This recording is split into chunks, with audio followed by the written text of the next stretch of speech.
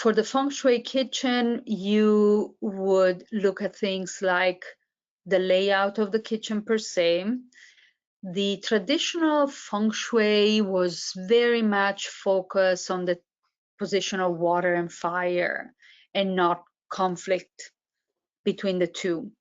Water and fire would mean fire is the stove or the oven or both, or multiple ovens in modern kitchens.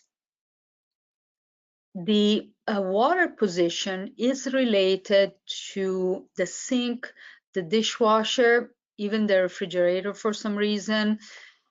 These are concepts that come from the old days, but in the old days the kitchen were different.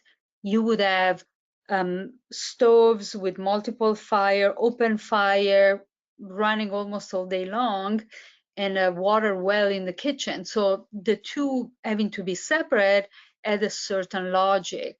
This day and age, the fact that everything comes out of a pipe, you don't need to go to such extent.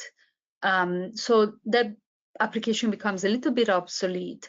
One thing that did not become obsolete at all is actually the position of the stove, the position where you cook the food, even more so than a position where you would prepare the food.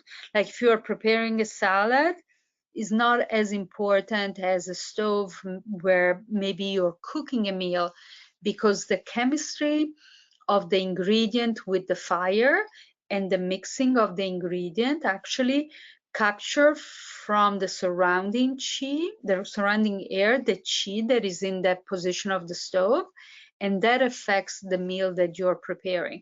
And so when you eat and you ingest the food that you have prepared, that goes straight into your body.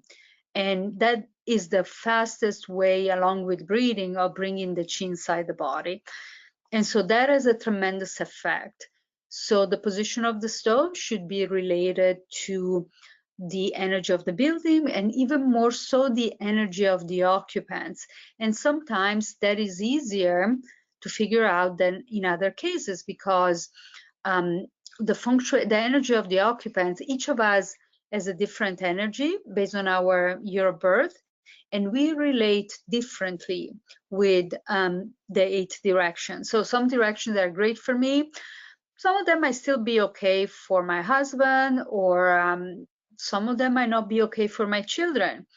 And so, it's sometimes a matter of compromising.